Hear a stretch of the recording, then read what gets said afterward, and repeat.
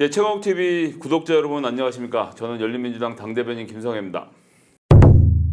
예, 오늘 최강욱 TV에 제가 나와서 우리 최강욱 대표님 모시고 의정 보고서 이야기 나누기로 했습니다. 최강욱 대표님 모셨습니다. 우리 구독자들에게 인사 말씀 한번 부탁드리겠습니다. 네, 안녕하십니까. 저희가 최강욱 TV가 개설된 지는 한참 됐고 몰래 구독자 10만을 돌파했지만 이렇게 앉아서 대담하는 방송으로 나가는 건 지금 처음인 것 같습니다. 우리 최고의 사회자인 김성애 대변인님을 모시고 또 오늘 헤어스타일이 아주 멋지셔가지고 저보다 훨씬 얼굴이 커 보여서 아주 흡족하게 생각합니다. 제가 그냥 원래 커요. 그래도 군대 갔을 때 화이바 맞는 게 없어갖고 머리가 커서. 맞아, 항상 그 자랑했지. 예. 아니 뭐 머리가 큰 것은 자랑도 아니지만 장애도 아니라고 생각합니다. 아니 저는 얼굴이 크다고 말씀드렸습니다. 예, 얼굴은 뚜껑이 큰데 그 밑에가 작을 수는 없지 않겠습니까? 아니, 정청래 의원실에 계실 때는 대단했어요. 두 얼굴이 정말. 아 예, 제가 정청래 의원에게 거의 같이 있으면 둘 다 정상으로 보이는 효과가 있었기 때문에 예. 10만 대는 지금 이벤트를 못 하셨는데 네. 11만 1,111명대 혹은 12만 3,456명대 혹시 뭐 이벤트 계획하고 계시는 거 있으십니까? 아, 예. 그게 어쩌다 보니 지금 그게 모르는 사이에 10만을 훌쩍 넘어버리는 바람에 못했는데 해야죠. 하는데 우리 지금 우리 최원명 비서관님하고 잘 여러 가지 생각해서 뭐 노래 부르는 걸 많이 원하셨죠, 주로. 천만 번 더 들어도 예, 저희 오늘 온라인 의정 보고서 이야기를 좀 해보려고 하는데요. 사실 이제 의정 보고서 옛날에는 의정 보고서라는 게 지금 이제 이게 보시는 게 의정 보고서인데 이게 책자처럼 돼 있어요. 36페이지짜리로 이렇게 책으로 돼 있는데 예전에 원래 의정 보고서는 4P, 8P 있다고 이렇게 업계 용어가 있습니다. 4페이지, 8페이지인데 4P는 A4 용지 2장 이렇게 A3를 반 딱 접어갖고 예. 내면을 하고 통상 선거 공보 그렇죠. 이렇게 오는 것 같은 예, 크기. 같은 크기죠. 아니면 8P 하면 2개, 네. 16P 하면 4개 이렇게 붙여갖고 이렇게 장수를 잔뜩 만들어서 그거 이제 동네다 뿌리고 아침마다 새벽에 7시면 그 용달에 싣고 나가서 의원님이랑 보좌관들이랑 다 가서 이제 이 지하철역 이런 데서 가는 분들 나눠드리기도 지금 하고. 벌써 하고 있던데 지역구원들 지하철역 앞에서 뭐 출퇴근 인사하면서 배포한다고. 네, 그렇게 해서 이제 뭐 지금 네 선거 운동하는 거냐 대선하는 거냐 뭐 이런 얘기를 듣는 분들도 계시다고 하고.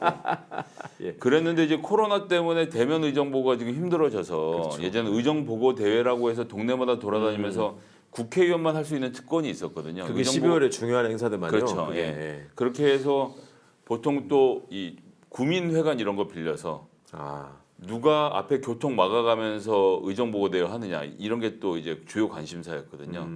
이 모든 것이 코로나 한 방으로 싹 날아가 버렸습니다. 거기에 얼마나 많은 분들이 오시느냐가 또 자기 그 위력과시가 되는구나. 그 이제 올해 같으면 예를 들어서 내년 6월에 지방선거가 있잖아요. 네. 그럼 누가 가장 많이 흡족하게 동원해 왔느냐 이런 걸로 또 승부가 나죠. 아, 시의원, 구의원 후보들이 의원님 제가 300명 몇 데려왔습니다. 아. 명단이랑 같이. 그렇구나. 예. 이제 우르르 몰려서 막 밖에도 꽉 차고 막 밖에도 서 있고 길거리 차 막히고 막 이렇게 되면 동네 소문 나거든요. 뭐 얼마나 동원했다더라. 야 대단하더라. 이랬던 건데 그렇군요. 요즘 그게 싹 온라인으로 옮겨와서 온라인에서 구독자가 얼마라더라. 예. 오늘 방송 조회수가 몇만이라더라. 이제 이렇게 특히나 의원님처럼 비례이신 경우에는 네. 예, 전국구시기 때문에 옛날엔 전국구라고 하지 그렇죠. 않습니까? 예. 예. 그래서 의원회 간에 유튜브 조회수 때문에 스트레스 받는 보좌진이 많다는 얘기가 그래서 생긴 말이군요. 그렇죠. 그게. 의원들이 실제로 권한은 주지 않고 인턴한테 모든 유튜브를 맡겨놓고 조회수가 이렇게 안 나오냐고 이제 땅바닥을 치는 경우들이 많은 것이고요. 지금 뭐 잘 아시다시피 90일 대선 90일 안쪽으로 들어가면 의정보고 대회를 할 수가 없어서 제가 좀 땡겨서 하고 있습니다. 오늘 좀 열게 된 취지에 대해서 좀 한 말씀을 좀 부탁드리겠습니다. 아니 저는 이거를 좀 해야 될 것 같다고 저희 방에서 식구들이 말씀하셔서 그냥 하는 거고요. 네. 또 최고의 사회자가 계시니까 뭐 안 하는 것보다는 하는 게 좋지 않겠냐 이래서 아니 하면 잘해야 되지 않겠냐. 그리고 의정 보고서가 발간이 됐는데 저희 나름 이게 디자인도 되게 신경 써서 예쁘게 했다고 생각하는데 많은 분들이 좀 더 보셨으면 그런 마음이 좀 있습니다. 또 잠깐만요. 후원금이 지금 23일밖에 안 남았는데 다 찼나요? 23일이나 남았나요? 예. 아니 저 아직 안 찼습니다. 안 찼는데 많은 분들이 다 찼을 거라고 생각하고 그러니까요. 있다. 예. 그러시더라고요. 근데 뭐 유튜브 우리 최강욱 TV 구독자 수도 그렇고 후원금도 그렇고 뭐 이거 구독 눌러주세요, 뭐 후원금 채워주세요 이런 말씀 안 드렸어도 때 되면 다 올라가더라고요. 아, 네. 참.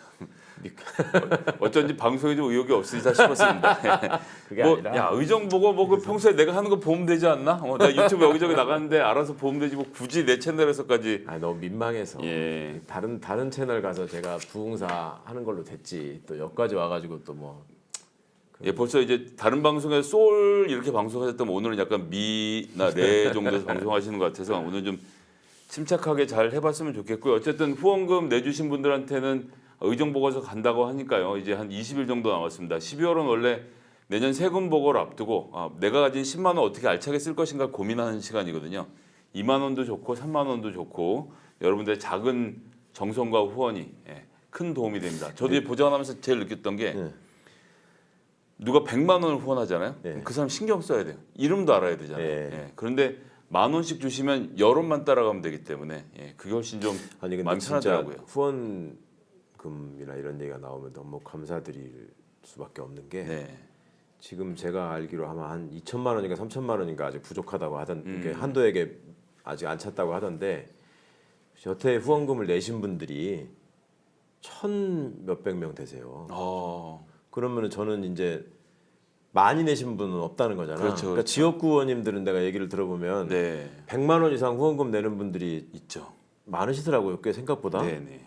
저는 그게 우리 김남국 의원이나 이렇게 이제 나이도 젊고 처음 하시고 이런 분들은 그게 많지 않은 줄 알았더니 네. 지역구 의원들은 많다 그러더라고. 아주 극단적인 경우는 500만 원으로 30명만 하는 분도 있습니다. 그렇다며요. 그 네. 무슨 고위 관료 출신이나 재계 출신이나 이런 뭐 분들은 변호사분들도 그렇고 서울대법대 동문들이 깔끔하게 500만 원씩 30명이 딱 모아주면 끝. 아니 그 최재형 후보가 지난번에 나왔을 때 그런 식으로만 후원금이 들어오고 소액이 안 들어와가지고 네. 접었다는 거 아니었어요? 그 캠프에 있던 분들이 다 나가버리고. 뭐 아무래도 그런 게 있죠. 그러니까 그게 여러 가지 의미가 있는 일인 것 같은데 저는 어쨌거나 작년에도 그렇고 이번에도 그렇고 사실은 10,000원, 20,000원이 모여가지고 이렇게 만들어 주시는 그 마음이기 때문에 정말로 더더욱 잘해야 되겠다라는 네. 마음 느끼고 정말 감사하게 생각합니다. 예, 감사합니다. 저희 의정 보고서를 열어봤는데 시작이 굉장히 특이했어요. 네. 흠흠신서. 흠흠이란 무엇인가? 삼가고 또 삼가는 것으로서 형을 다스리는 근본인 것이다. 이것은 이 흠흠신서. 이게 의원님께서 직접 고르셨나요? 아니요, 저는 표지로? 편집에 전혀 참여하지 않고 나중에 어느 정도 완성됐다고 해서 보여주신 것만 봤는데 네. 저도 사실은 거기에 흠음심서 써 있는 거 보면서 이 양반들이 내 마음을 좀 읽으려고 많이 애써주시는구나 하는 걸 많이 느꼈습니다. 네. 그 흠음신서가 사실은 예전에 국사 공부할 적에 정약용 선생의 대표적인 저작이 뭐냐 네. 그럴 때 이제 목민심서는 너무 흔하고 상투적인 정답이 되니까 그렇습니다. 선생님들이 숨겨놓는 정답이잖아요. 저런 게 네네. 하나 찾으라고 해서. 그런데 흠음신서가 제가 법사위에 가고 나서 어느 상임위 회의장마다 그 뒤쪽에 그 상임위원회를 상징하는 어떤 그림이나 사진이나 이런 게 붙게 되잖아요. 네. 근데 국토위는 뭐 뻔히 생각하시는 것처럼 막 쫙 뻗은 도로, 무슨 뭐 날아가는 항공기 뭐 이런 거 큰 다리 뭐 이런 게 사진으로 걸려 있었는데 법사위는 가니까 저 흠음신서의 내용이 원문인 한자와 또 한글로 같이 이렇게 써 있었어요. 그런데 정작 출석하는 정부 관계자들은 소위 법사위가 다 사정기관을 다루는 데잖아요. 네. 근데 그분들은 그걸 등지고 앉아 있기 때문에 그렇죠. 읽을 기회가 없는 것 같아요. 죄송하지만 뒤로 한번 봐주시겠습니까? 흠음이란 무엇인가? 삼가고 또 삼가는 것으로서 형을 다스리는 근본인 것이다. 그래서 제가 공수처장 인사청문회 때부터 뒤돌아서 저걸 한번 읽어보시라. 저기 담겨 있는 내용들이 그러니까 이제 형을 과하는 사람들의 잘못으로 인해서 정말 피눈물을 흘리고 억울해하는 사람들이 많다. 네. 그러니까 정말 이건 조심해서 신중하게 그리고 굉장히 정의롭게 해야 될 일이다라는 취지를 옛날에 정의광경 선생이 쓰신 건데 네. 이게 그 책 나온 지가 200년이 됐습니다. 네네. 근데 지금의 현실은 소위 사정기관의 수장으로서 당신들이 근무하려고 하는 그 조직의 모습 또 기존 수사기관들을 바라보는 국민들의 시선에서 볼 때 200년이 흐르고 나니 저 옛날의 반성이나 이런 것들이 지금은 필요 없을 정도로 극복됐다고 느끼느냐 이걸 공수처장 당시 김진욱 후보자, 검찰총장 김호수 후보자한테 거의 똑같은 내용으로 물었는데 둘 다 자신 있게 답변을 못 하더라고요. 여전히 우리는 200년 전 선조의 지적에서 벗어나지 못하고 있는 것 같다. 그래서 나중에 공수처장 같은 경우에는 사적으로 저한테 그런 말씀도 하셨어요. 그때 본인이 또 그 양반이 인문대 출신이잖아. 네네. 고고미수 사건가 나왔거든요. 그러니까 그쪽에 좀 인문학에 관심이 있는데 흠음신서 서문의 내용이 그렇게 돼 있다라는 거를 인사청문회장에서 처음 알고 본인도 굉장히 인상 깊었다. 그래서 취임사에서 그 얘기를 꼭 하고 싶었는데 급하게 작성하느라고 이거를 제대로 찾지를 못해서 반영을 못해서 굉장히 아쉽다. 그런 얘기를 하시더라고요. 그래서 진짜 앞으로 사정기관에 근무하는 사람들은 정말 마음에 꼭 새겨야 될 말이 아닐까. 그런 의미로 집어넣으셨군요. 네. 예, 한 장을 더 넘기니까 이제 그 최강욱 대표님의 대표적인 눈 날리는 사진. 네. 사실 이제 작년에 올해 안에 기자회견 참 많았고 예. 뭐 법정에도 자주 가셨고 언론 검찰개혁 고발 사주 그 5분 자유 발언까지 해서 언론에 굉장히 많이 회자가 되셨습니다. 이 사진 같은 경우는 좀 아쉬운 게 구도가 그 대표님 딱 한 가운데가 아니세요. 아 그런가요? 예, 약간 오른쪽으로 가 있지 않습니까? 제가 네. 보기에는 제가 여기 서 있었거든요. 저를 삭제하기 위해서 사진적으로 오른쪽으로 민 게 아닌가 싶은 생각이 드는데 그렇겠네요. 네. 그런 아쉬움이 좀 드는 사진이라서 좀 안타깝긴 있었어야지 한데요. 얼굴이 더 작게 보이는 건데. 언론에 여러 가지로 화제가 되시고 이 기자회견부터 시작해서 쭉 진행을 해오셨는데 그래서 2021년 말 그대로 다사다난하셨는데 전반적인 소감 한 말씀도 좀 부탁드리겠습니다. 2021년을 제가 유죄 판결을 받는 걸로 시작한 걸로 기억하시는 분들이 많아요. 저 사진도 그 소위 말하는 인턴 확인서 네. 사건, 업무방해 사건에 1심 선고를 받고 그것도 형량이 이건 뭐 무죄를 예상했었는데도 불구하고 전두환하고 똑같은 징역 8개월에 집행유예 2년의 형을 선고받고 나오는 과정에서 지금 저게 찍힌 사진인데 일부 우리 민주당 의원님들은 결과에 어쩌될 망정 인생샷을 건지지 않았느냐 너무너무 부럽다라고 속없는 소리를 하는 분들이 있어서 저한테 많이 혼났는데 언론에 많이 뭐 회자됐다기보다는 언론의 미움을 집중적으로 받고 있었으니까 여러 가지 그 왜곡이나 뭐 그 언론이 보이고 있는 그런 속성에 대한 네. 어떤 답답함 이런 거에 많이 시달렸던 한 해였던 것 같고 또 한편으로는 그 과정에서도 가끔씩 그렇게밖에 기사를 쓸 수 없는 미안함 또 양심적인 고통 이런 것들을 토로하는 젊은 기자들을 간간히 볼 수 있었습니다. 네. 그러니까 이제 많지는 않았지만 제가 직접 기자들을 접할 때마다 예전에 내가 만났던 기자들은 그렇지 않았는데 예전이라고 하는 건 제가 변호사 시절에 마주쳤던 그 수많은 시국 사건, 뭐 총리실 민간인 사찰 사건, 불온서적 사건, 한명숙 총리 사건 뭐 이런 것들 변론하면서 마주쳤던 기자분들은 적어도 팩트를 어느 정도 본인들이 굉장히 열심히 찾고 그 찾아낸 팩트를 근거로 보충할 수 있는 팩트가 뭐가 있나를 저한테 물었는데 네. 지금은 취재하는 분들이 그런 팩트 파인딩에 대해서는 별로 관심이 없고 그날 부과된 숙제를 처리하듯이 몇 가지 단어를 집중적으로 원하는 것 같더라. 왜 이렇게밖에 할 수 없느냐라고 얘기했을 때 그 본인들이 직장인으로서 처해 있는 고충이나 그 현실을 좀 힘들게 얘기하는 사람들도 있었고요. 또 하는 나는 고발 사주 사건이 이제 후반부로 가서는 이제 그게 메인이 되는데 그 관련해서 취재하는 분들한테 제가 그분들이 이제 계속 그런 얘기를 했어요. 이게 소위 윤석열 씨나 다른 사람들이 관련돼 있다는 보다 확실한 증거, 그 손준성과 김웅이 부인할 수 없는 더 뚜렷한 증거, 뭐 이런 게 있을까요?라고 자꾸 물어서 아니 이 정도 사건에서 더 뚜렷한 거를 도대체 뭘 원하느냐라고 얘기하면서 만약에 이게 그 윤석열 씨 사건으로 포커싱이 되고 윤석열 씨의 징계 의결서를 내가 초안을 잡아가지고 조국 장관을 통해서 추미애 장관한테 전달한 게 밝혀졌다라고 하면은 지금 나한테 이렇게 열심히 전화해서 물어보시는 기자분은 어떻게 하고 있을 것 같냐라고 제가 반문한 적이 있어요. 그랬더니 한 20초 동안 말을 안 하고 가만히 있더니 지금 의원님 댁 앞에서 뻗치기를 하고 있을 것 같습니다. 짜장면 먹었는지 짬뽕 먹었는지 물어봐야죠. 그렇죠. 근데 왜 지금은 그렇게 안 하는 거냐? 그러니까 더 이상 얘기를 안 하고 다음에 또 연락드리겠습니다 이렇게 하더라고요. 그래서 언론의 현실이라고 하는 것이 그냥 비단 기레기 한 사람에 대한 미움이나 기레기 한 사람의 축출로 끝날 문제가 아니고 네. 이것은 정말 제도적으로 바꿔야 한다. 또 그런 뜻을 국민들께서 충분히 표현하셨음에도 불구하고 이 언론개혁 법안이 아직도 지지부진한 현실 이런 것들이 새해에는 반드시 극복될 수 있도록 더 열심히 해야 되겠다 네. 생각합니다.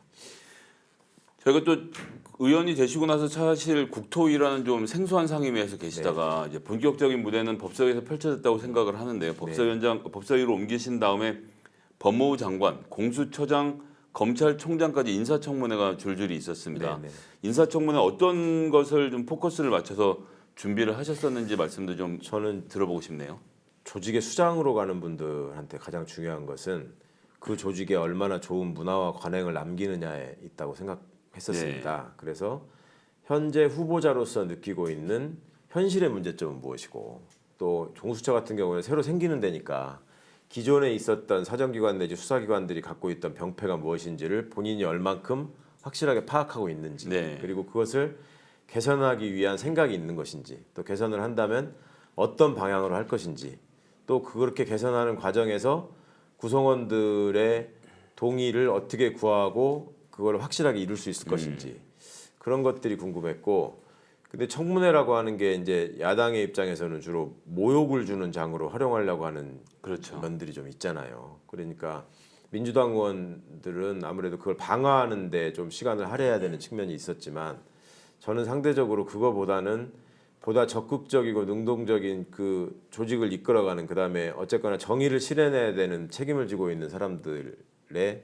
철학이나 가치관을 보여주면 자연스럽게 그 맹목적인 어떤 흠집내기는 좀 당연히 국민들이 보시기에 너무 지나친 공세라고 생각해서 그냥 인정하지 않고 드랍하시지 않을까 그런 기대를 가지고 주로 여쭤봤었는데 생각보다는 청문회에 임하는 분들이 과거부터 일종의 스킬이라고 해야 되나 테크닉이라고 해야 되나 그게 있잖아요. 네. 술에 물 탄 듯 물에 술 탄 듯 답변하시는 그런 장면들이 많아서 저 자리에 앉으면 저렇게밖에 할 수 없는가 하는 의문이 항상 있죠. 이게 맞서면 부러질 때까지 때리는 것이 언론의 습성이기도 하고 또 상대 상대의 습성이기도 해서 그날 하루를 일단 잘 넘기고 임명장 받은 다음에 뭐 이렇게 하는 게 중요하다라고 생각하셨을 수 있는데 그런 것 근데 같아요. 예. 그런 분들이 임명장을 받고 나면 좀 달라지느냐 하면 또 사실은 우리 기억에 가장 충격적으로 남아있던 장면이 그 유시민 보건복지부 장관 후보자의 8대2 가름하잖아요. 네네 참여정부 때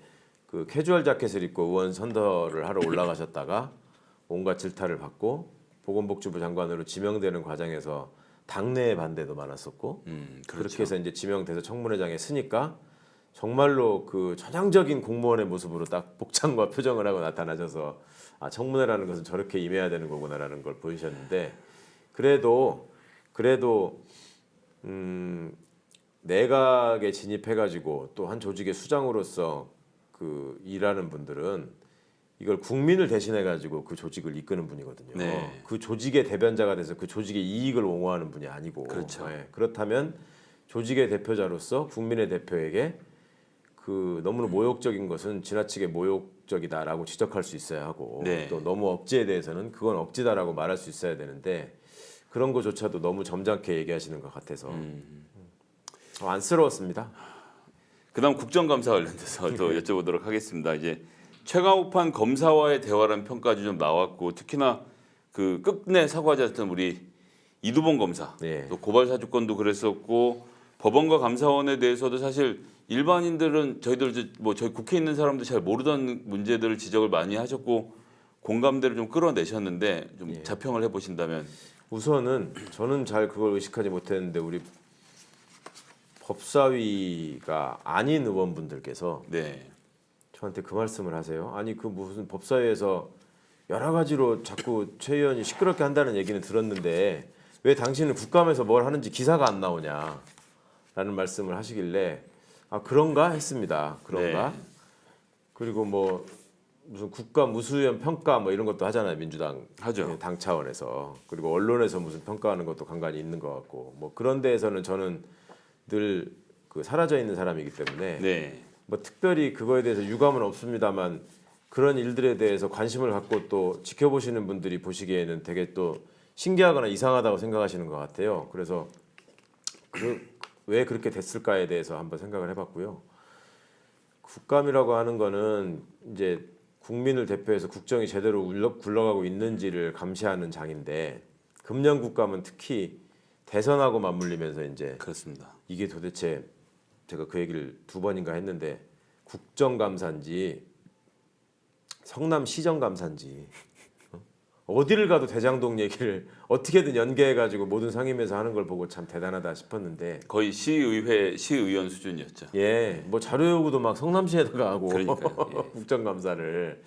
근데 그 와중에도 그 저는 또 고발 사주의 직접 피해자 당사자라서 그걸 가지고 또 집중적으로 제가 또 질의하는 거는 여러 가지로 좀 민망한 측면이 있어서 네. 사실은 이 사람들이 왜 이렇게밖에 할 수 없고 왜 이런 식으로 일을 하고도 부끄러워하지 않는가라고 하는 거를 좀 민낯을 그대로 좀 보여드리고 싶었습니다. 그 과정에서 뭐 다행이라고 해야 되겠죠. 불행 중 다행이라고 해야 되겠지만 유우성 씨에 관한 공소권 남용을 인정하는 대법원 확정 판결이 아, 나왔고 예, 딱 마침 그때 나와서 그렇죠. 예. 이제 그런 것들이 국민 여러분들한테 상당히 충격적인 뉴스로 다가갔고 그러면 그 사건을 일으켰던 당사자들의 모습은 어땠는가. 네. 그래서 이 사람들을 바라보면서 소위 말해서 저 사람들이 지금 일하고 있는 또 저 사람들이 참여하고 있는 국정이라고 하는 것이 국민이 원하는 방향으로 굴러가고 있는 것일까. 네. 그리고 공직에 몸담고 있는 사람들은 국민을 위한 봉사자라고 스스로를 생각하는가 아니면 국민 위에 군림하는 특권층이라고 생각하는가 이런 것들을 좀 보여드리고 싶었는데 결론적으로는 말은 전부 다 국민하고 다르지 않습니다. 국민보다 높지 않습니다. 뭐 국민한테 당연히 봉사해야 됩니다라고 얘기하지만 실제로 답변하는 태도나 답변하는 내용이나 또 본인의 과오에 대해서 반성하거나 사과를 하는지의 모습을 보면 여전히 이 사람들은 자기들만의 세계에 살고 있다. 그리고 여전히 스스로를 특권층이라고 인정하면서 단지 그 자리를 모면하거나 그다음에 그 자리에서 말한 답변으로 인해서 두고두고 사람들의 입에 회자되면서 나쁜 사람으로 찍히지 않기 위해서 어쩔 수 없이 형식적인 답변을 하면서 넘어가고 있구나. 근데 다들 많은 분들이 가장 쇼킹하게 받아들이셨던 장면은 아무래도 그 이두봉 검사의 태도였던 것 같아요. 아, 전 뭐 유감 표명이라도 할 줄 알았거든요. 그러니까요. 이 사람이 지금 당신이 기소한 사건 때문에 누명을 벗고 공소권 남용으로 판결을 받은 날이 오늘입니다. 7년이 넘게 흘렀습니다. 피고인의 입장에서 피의자 입장에서 어땠을 것 같습니까? 그간의 세월이. 검찰총장이 사과한 조작 사건의 당사자란 말입니다. 그 사람을 다시 기소한 사람입니다. 7년이 걸렸습니다. 공소권 남용입니다. 사과를 못한다고요? 업무 처리에 유념하겠다고요? 무슨 업무 처리를 어떻게 유념할 겁니까? 얘기해보세요. 사과하세요! 성찰해 보겠습니다. 다들 심지어 우리 국회 공무원들도 그 왜 사무처 직원들 입법조사관들도 왜 네네. 당에 앉아서 다 봐야 되잖아요. 보죠. 아니 다들 깜짝 놀랐다는 거야. 어떻게 저렇게 자기도 공무원이지만 이렇게 명확하게 드러난 상황에서 어떻게 저렇게 사과를 안 할 수 있을까? 그러니까 그렇게 제가 권력과 검찰이라는 책을 한 4, 5년 전에 내면서 부제로 괴물의 탄생과 진화 이렇게 붙였었는데 이 괴물이 얼마만큼 진화돼서 지금 그런 모습을 갖고 있는가를 좀 적나라하게 보여드린 것 같아서 저는 한편으로 다행이라고 생각하고 또 그런 괴물들이 이제는 이제 확실하게 권력을 찬탈해가지고 권력의 중심에 서겠다라고 하고 있는 상황에서 그런 면에서는 좀 의미 있는 국감의 성과가 아니었나 스스로 평가했었습니다. 저는 개인적으로는 대표님 목소리 크신 줄 알았는데 그렇게 크신 줄은 새롭게 아는 계기가 됐습니다. 아 제가 사실은 그 사석에서 엄청 떠들잖아요. 네. 객적은 소리, 쌍소리도 많이 하고 그리고 근데 이제 유튜브에서는 그래도 쌍소리는 좀 덜 하잖아요. 그렇죠. 근데 다른 이런저런 시사 프로그램에 나가서 할 때하고 그래도 국감장에서는 나름 제가 굉장히 정제되고 절제된 언어로 하려고 많이 애를 썼는데 아 그날은 진짜 이게 너무 자제를 할 수가 없죠. 예. 도저히 이게 안 사람이 안 앞에 앉아 있어야 자제가 되죠. 그게 참. 글쎄 말입니다. 그랬던 것 같습니다. 저희 또 이제 미래에 대한 이야기를 좀 해야 되겠고 저도 항상 궁금했던 내용이기도 한데요. 이 방송을 보시는 분들도 가장 궁금해하실 내용이고 지금 개혁 법안들이 발의는 참 많이 되어 있습니다. 그렇죠. 이게 뭐 정치 분야도 그렇고 언론 우리 김의겸 의원도 많이 내셨고 최강욱 의원님 검찰 개혁과 관련돼서 처음에 함께 냈던 수많은 법안들 뭐 더 이야기할 것도 없겠는데 이게 참 통과가 어렵네요. 예. 될 듯 뭐 윤호중 원내대표 약속도 하고 뭐 여러 네. 단계가 있지 않았습니까? 이제 대선 때로 어려워지고 막 지금 이러고 있는데 좀 앞으로 어떻게 될 것 같은지 전망을 좀 해주신다면. 그러니까요. 이게 다들 지금 얘기하기로는 이번 정부 임기 안에는 다 통과시켜야 되지 않겠느냐라는 당위에 대해서는 네. 다 공감하는 것 같아요. 민주당 의원분들도. 근데 그때의 국면이나 뭐 전국 상황을 핑계를 대면서 자꾸 이게 미뤄지고 있는데 결국은 우리가 가야 할 길이다라는 것은 명확한 것 같고요. 그렇다면 대선이라는 국면에서 이제 최대한 국민 여러분들께 한국 사회가 가지고 있는 여러 가지 문제점, 개혁 과제에 대한 해결 방안 이런 것들을 잘 말씀드려서 새 대통령이 취임하기 전에는 적어도 이게 좀 오물들을 좀 깨끗이 좀 어느 정도 정비해 놓고 네네. 새로운 밥상에서 국민들께 새로운 밥과 찬을 제공해 드릴 수 있도록 해야 되지 않을까. 또 그런 면에서 지금 개혁 과제에 대해서 뜻을 같이 하고 있는 많은 의원들이 나름의 전략을 짜고 있다는 말씀을 우선 드리겠습니다. 아, 그것이 뭐 빠른 시일 내에 공개되면서 실현되기는 쉽지 않겠지만 그래도 아무 생각 없이 그냥 끌려가고 있지는 않다. 그 정도 말씀을 드리겠습니다. 자, 2021년 아쉬움도 많고 또 뜻깊은 일도 많았고 어쨌거나 누구보다 뜨거운 한 해를 보내셨는데 자, 오늘 최강욱 TV를 통해서 의정보고를 하신 소감 한 말씀 좀 예. 부탁드릴까요? 우리 김성애 대변인님은 어떠셨는지 모르겠지만 저는 생전 처음 하는 일이라서 이게 제가 한 일을 가지고 제가 말씀을 드린다는 게 다른 자리에서 제가 겪었던 어떤 사건을 갖고 말씀드리는 거하고 또 다르네요. 뭐 네. 국회의원이랍시고 앉아가지고 너는 뭐 했니? 라고 물어봤을 때 어떻게 설명드릴 수 있을까라는 고민을 그렇게 깊이 해본 적도 없고 이렇게 상황이 되니까 이제 주저리 말씀을 드렸는데 어떻게 들으셨는지 모르겠고 단 한 가지 꼭 말씀드리고 싶은 거는 그겁니다. 이제 정치를 바라보면서 불신이 삭트는 이유가 정치인들이 갖고 있는 모습이나 외양이나 또 어떤 인쇄물이나 보도를 통해서 접하게 되는 그 정치인의 모습이 저 사람의 실질과 얼마나 닮아 있는가, 얼마나 같은가, 얼마나 상통하는가 이런 것들을 애초에는 다 같을 것이라고 전제하고 보시다가 네. 그거에 괴리가 있다라는 사실을 어느 순간 발견하시게 되면 거기서 급 실망을 하시게 되고 역시 사람은 멀리서 볼 때 커 보이는 거구나라는 것 때문에 정치 불신이 계속 가중되고 국회의원이라는 사람들이 도무지 믿을 수 없고 상종할 수 없는 사람으로 치부되는 경향들이 있는데 아무쪼록 그 제가 의정 활동이랍시고 하는 상황에서는 그런 실망을 드리지 않도록 그 최선을 다해야 되겠다라는 생각을 이런 자리를 통해서 다시 한번 제가 스스로 다짐하게 되고요. 왜냐하면 한 해가 지나고 나면 그 지났던 일들이 이게 공직자로서 했던 일이기 때문에 결코 사라지지 않고 이렇게 계속 기록되고 남는다라는 게 네. 제가 다음 1년 또 지나간 1년을 생각하면서 늘 잊지 말아야 될 지점이라는 걸 느끼게 되고 또 이런 영상을 통해서 또 직접 접하게 되면 그냥 이렇게 잘 편집되고 포장된 그 책자나 사진 이런 걸 통해서 말씀드리는 것보다는 조금 더 성원해 주시고 그리고 지지해 주시고 또 걱정해 주시는 여러 시민분들께 또 당원분들께 지지자분들께 최소한의 도리를 하는 거 아닌가 싶어서 앞으로도 가급적 진솔한 모습을 보여드릴 수 있는 장들을 많이 만들어야 되겠다. 그리고 어떤 기회가 있을 때마다 그 인간다운 모습을 잃지 않고 그 뭔가 이렇게 자꾸 분칠하고 앞머리 올려 세우고 뭐 눈썹에 문신 그리고 그러면서 마음속으로는 그 시민들을 본인과 같은 사람으로 전제하지 않고 살아가는 저의 뭐 수많은 대학 동문들이나 법조인들 또 그중에 정치하겠다고 나선 사람들의 모습은 담지 말아야 되겠다. 그런 사람처럼 되지는 말아야 되겠다라고 하는 게 우리 철험의 모토 중에 하나니까 그런 것들을 좀 잘 새기고 또 이렇게 공개적으로 말씀을 드리면서 나중에 또 잘못을 하게 되면은 바로 또 질타를 받는 계기가 되고 하니까 저를 조금 더 채찍질하고 바로잡는 계기로 삼겠습니다.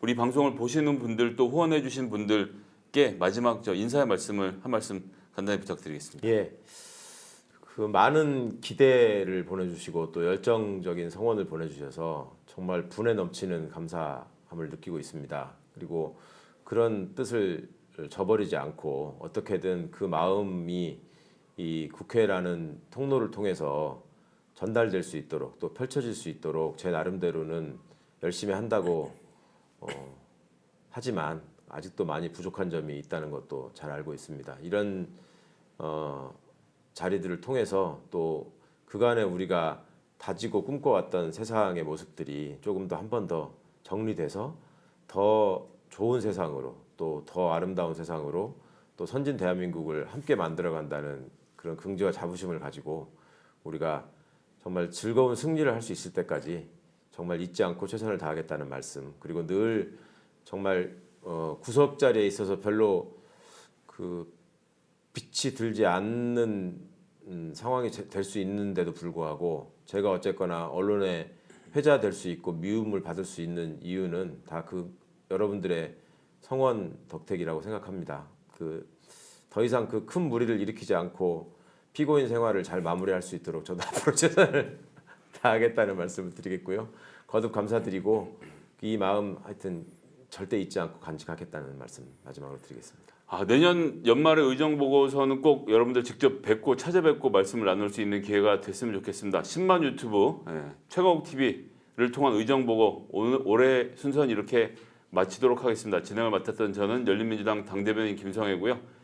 우리 최강욱 대표님과 함께 열심히 또 열린민주당 활동해가겠습니다. 감사합니다. 감사합니다. 네, 감사합니다. 감사합니다.